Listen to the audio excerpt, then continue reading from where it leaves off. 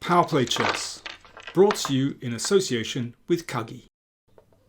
I'm finding Norway Chess tough to watch at the moment. There have been some great games. Carlsen, Nakamura, Pragnananda, Firuzja, Caruana have all had their moments, and yeah, that's been interesting. That's been good to see. But I have to say, I find it very sad to see what's happening to Ding Liren. He's obviously suffering some kind of collapse at the moment. In his round 6 game against Carlsen, so this position, Carlsen playing white, and beautiful bishop here. Carlsen doing pretty well here, and played rook e4 with the very obvious threat of queen takes pawn and rook h4 mate. And incredibly, Ding thought for almost 3 minutes here and played rook b2, allowing queen takes h7, and that was the end of the game. Of course, I mean, there's only one move here, and that's h6. It's just extraordinary that Ding allowed that, and he's obviously having a collapse here. I think that's the 3rd game in a row he's lost. Really sad. And you have to ask, well, is the World Championship match in November going ahead with Ding as world champion? On his current form, well, I wouldn't even call this form. You know, he's just a shadow of himself. So we might even be seeing a match between Gukesh and Nakamura in November. Who knows? Anyway, I'd prefer to talk about another news story in the chess world, actually. And that is the incredible rise of Arjun Erigaisi. So while Norway Chess has been taking place, Arjun Erigaisi has been working very hard. He's now rated number 4 in the world, and number 1 in India, by the way, above Gukesh.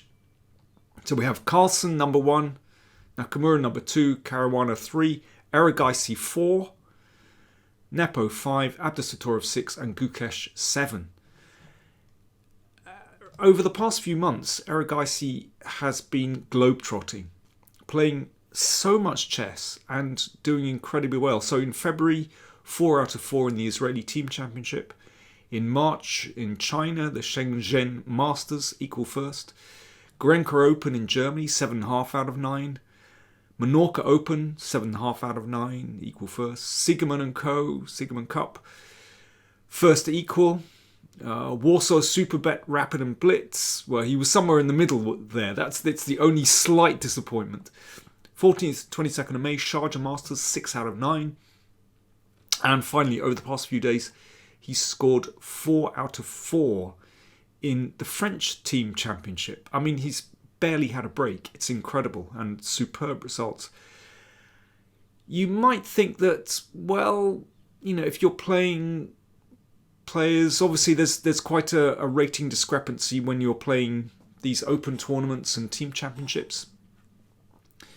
Then it's easier to pick up points. But actually, I would say in classical chess these days, not so simple to gain rating points against much lower rated opponents. But also, you know, he has played very strong players as well.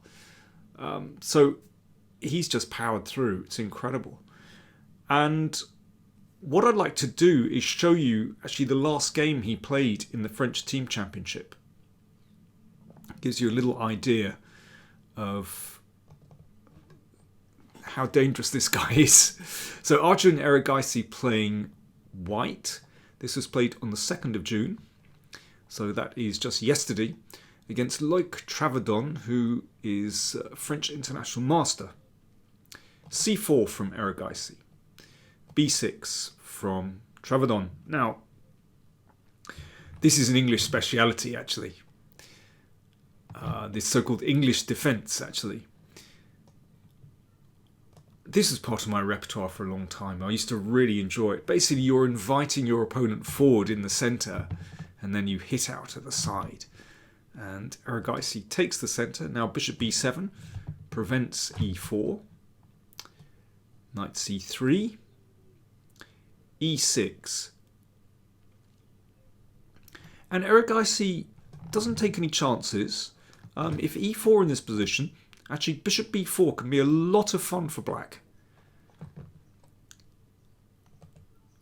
Instead he plays a3. So it's a kind of Petrosian system against the Queen's Indian, except the knight isn't on f6 yet.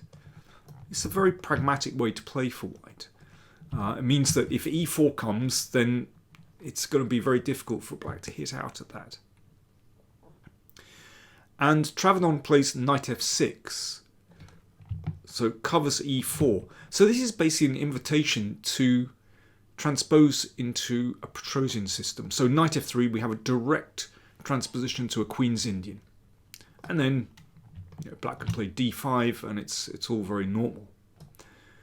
But after knight f6, Erigaisi decides to play in the principled way and just shut out that bishop on b7.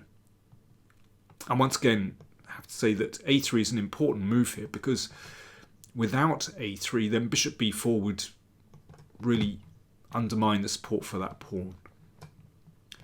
And Erigaisi has played in this way before. He won a very nice game about a year ago when his opponent played bishop d6. This was Erigaisi against Puron, and Erigaisi won very nicely. Slightly awkward spot for the bishop on d6. But this time Travadon played bishop c5. Incidentally, I think g6 is the best way for black to play in this position.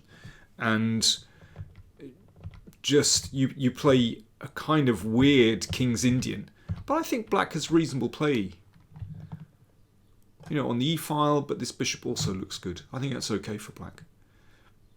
In any case, bishop c5 played, which is very provocative.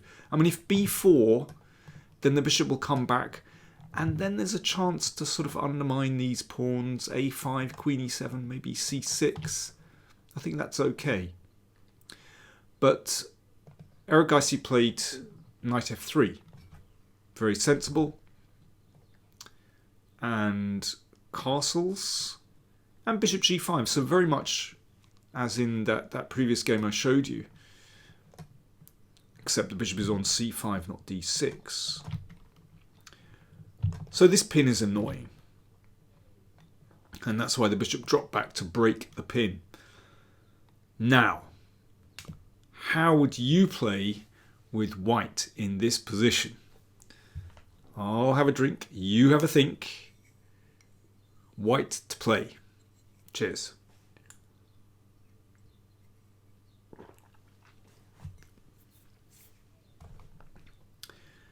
Erigaisi played h4. It's a good move. It's a dangerous move, as we're going to see.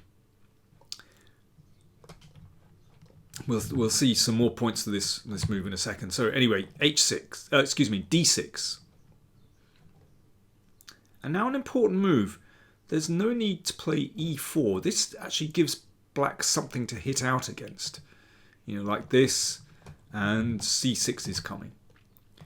e3, that's a really excellent move. So for example, if h6, then this bishop can be left on g5. You can take and play queen c2. So this diagonal is really important. The queen might one day end up on g6. There's also bishop d3 coming. You can castle queenside.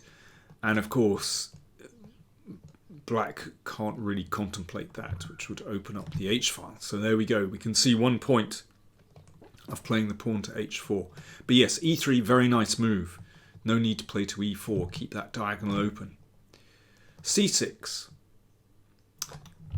So looking to break this one down and bring the bishop back into play. So Erigaisi just exchanges on e6. And that weakens the king a little bit. So that now there are only two pawns in front of the king. And that square's a little bit weak too. Bishop d3. Yeah, this diagonal very important. c5 played. Okay, it's over to you again. How would you play with white? White to play.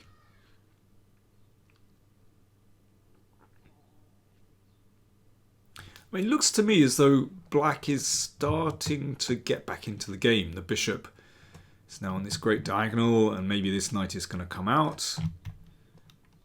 And yeah, in the long run, these central pawns could be quite nice. But Erigaisi strikes. He plays bishop takes f6. And after this, knight g5. I hope you spotted that. So black has a problem here. A double attack. Both these pawns are threatened. So black played bishop takes knight. And now one could simply recapture the bishop. However, bishop takes h7 check is already a winning move. And here black resigned after just 14 moves. I mean, I do love a Greek gift, but this is hardly a sacrifice. It's a very simple one, really. So let's take a look at black's options. I mean, resignation was not premature here, I have to say. So first of all, king takes. Then pawn takes bishop check, and if the king goes back, very simple, queen h5 followed by g6 and queen h8 mate. I mean, that's an easy one. Okay, king g6, check, and now we just check until it's mate.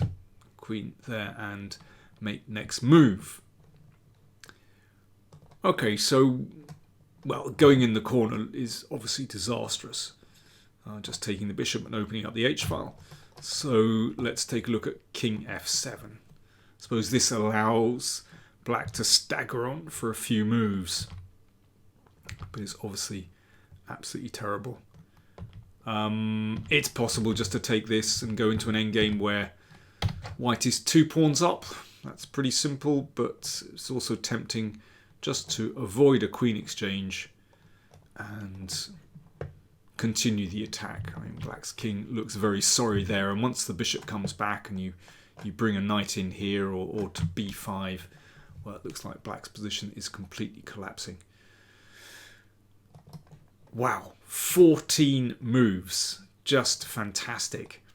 And somehow, you know, it's sort of surprising that bishop takes f6 is so strong. I mean, one could play rook takes, but then queen c2 just messes up these pawns really badly. As I said, when you only have 2 pawns in front of your king, not so great. And if, yeah, let's say h6, you can attack like this.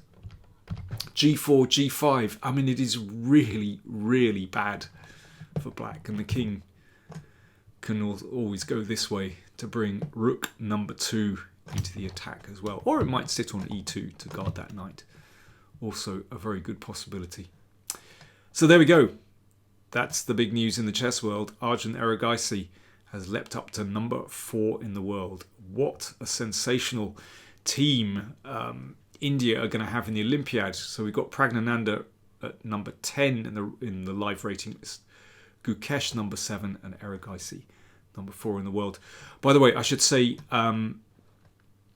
that subscribers on Patreon, your newsletter with the test game will be arriving very soon. I'm just putting the finishing touches to that, and I'm very grateful to my Patreon community for supporting the channel. And if you're not a subscriber, then do consider subscribing. Patreon.com/PowerPlayChess. I'll put the link down there somewhere, and yeah, do consider the benefits you can gain from joining the community. Thanks for watching.